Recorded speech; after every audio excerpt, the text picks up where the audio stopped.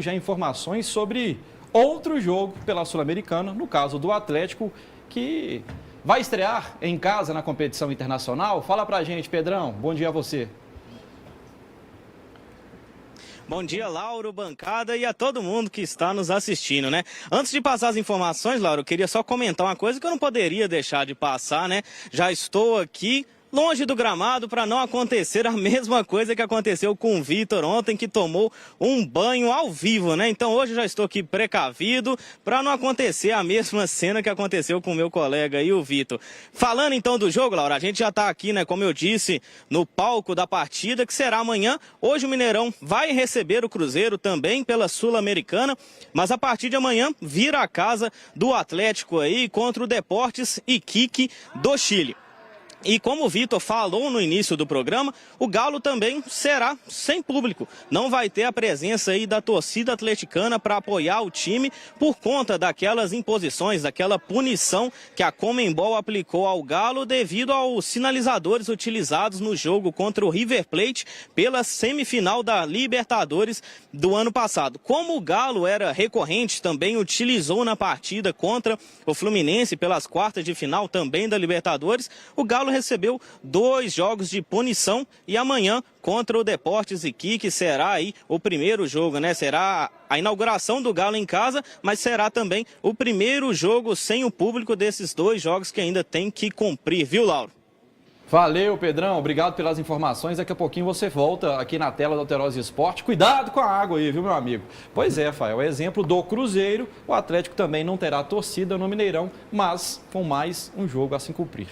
Mexe no bolso do clube, porque ano passado o Galo teve uma renda maravilhosa na competição internacional, que foi a Libertadores, jogos com Rosário, Peñarol, com um público muito bom. Do Caracas foi por volta das 19 horas, não teve um público tão bom assim, mas foi dinheiro no bolso do clube, interfere na vida de quem comprou cativa, aliás, que está longe também da Arena MRV, da turma que comprou camarote na Arena MRV também, mas o Galo é um jogo chave para o Atlético para recuperar essa confiança, principalmente no ataque.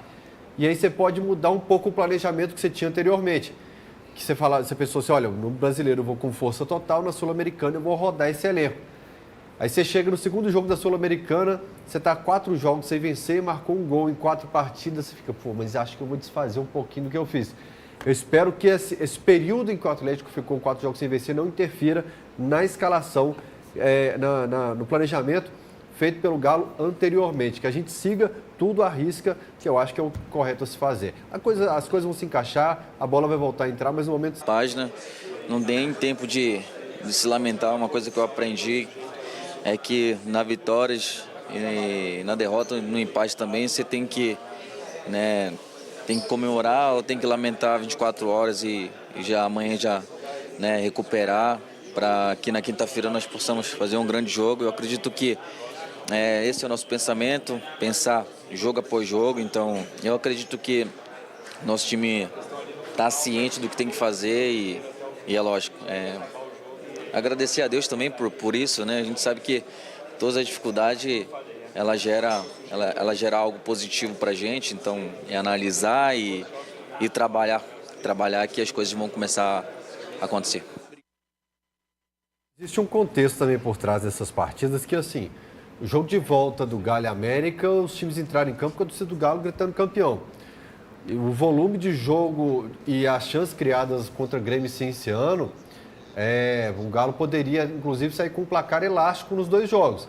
A questão é que, na tabela, para o torcedor, quer saber de 3 pontos. A tabela não anota que... Ô, Faelzinho, deixa eu te interromper rapidinho aqui. A gente está de volta, tivemos um pequeno problema com o sinal, mas estamos de volta ao vivo para BH e todo o estado de Minas Gerais. Então, a Alterosa Esporte pede desculpas por esse tempinho e a gente está de volta na TV, então, para você, em BH, todo o estado e também no YouTube. O Fael estava falando aqui sobre o Rony e sobre o Atlético. Pode falar, Fael, logo quando a gente falou do Cruzeiro, caiu o sinal.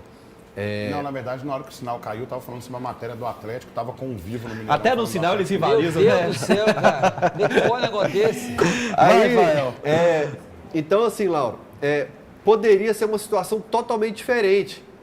Mas no futebol o que vale são os pontos na tabela. Não existe na tabela um asterisco falando que o Galo teve volume de gols. O que o Galo precisa agora é de 3 pontos na Sul-Americana e principalmente 3 pontos no Campeonato Brasileiro, porque enfrenta o Vitória, que um jogo em uma tabela planejada é a partida que você não pode nem cogitar e perder pontos. Então, o Deportes aqui que o Galo precisa ganhar bem, resolver a questão da defesa, que a gente vai falar já sobre essa situação.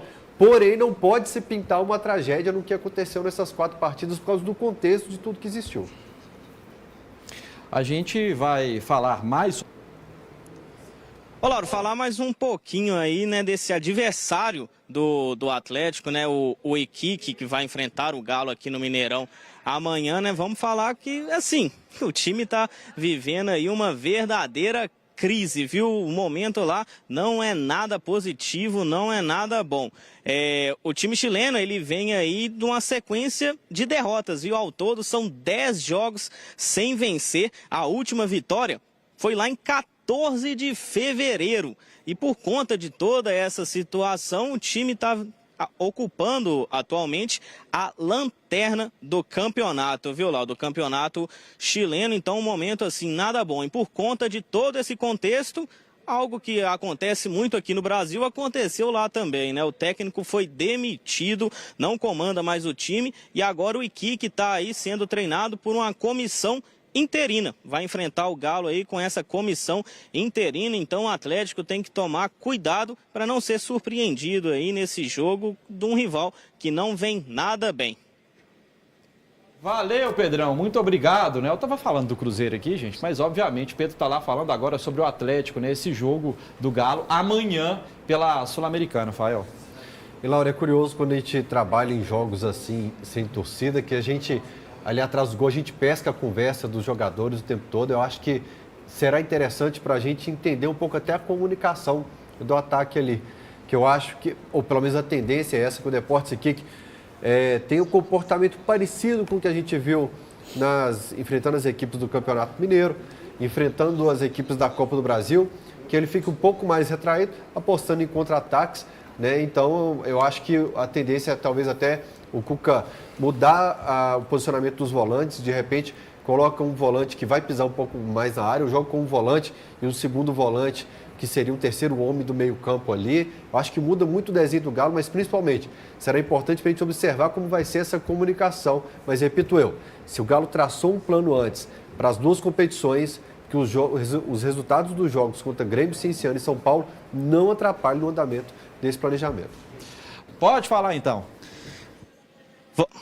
Então, como eu estava falando, Laura, o Atlético realizou, né, esse último treino aí, hoje às 10 horas da manhã, visando essa partida contra o Deportes Iquique amanhã aqui em Belo Horizonte. O técnico Cuca pôde ali realizar aquele último coletivo, fazer aquelas últimas avaliações para ver quem virá a jogo e quem eu posso afirmar que não vem. São 3 desfalques, viu, ô Lauro? O Caio Maia, Cadu e Palácios, que ainda estão aí realizando o tratamento das suas respectivas lesões e não vão poder estar aqui na partida amanhã pela Sul-Americana. Igor Rabelo ainda é dúvida, né? Ele que está com edema na coxa direita, ainda não sabe se vai poder jogar. O Atlético deve soltar mais informações sobre ele ao longo do dia, mas no momento segue como dúvida. Lianco, que foi expulso na partida contra o São Paulo, nada interfere na Sul-Americana e poderá jogar normalmente amanhã aqui no Mineirão, viu, Lauro?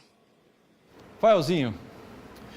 Ô, Lauro, eu tenho medo assim de sempre mexer demais no time, como, por exemplo, o Caio na lateral esquerda, né, e acabar diminuindo a produtividade ou o encaixe que você precisa acertar para o Campeonato Brasileiro. E o torcedor tem uma dificuldade enorme de entender isso, porque a gente jogou tão pouco com as pausas do Campeonato Mineiro, mas como o calendário será intenso até junho, eu estou o tempo todo aqui pensando, na lateral esquerda também, o Caio não foi mal quando entrou. Agora, minha dúvida é com o Ronaldo Luiz. Ronaldo, estádio vazio, tira um pouco dessa motivação do jogador ou não? De repente, até numa fase em que o Galo vem sem ganhar 4 jogos, a torcida poderia passar certa ansiedade para dentro do gramado.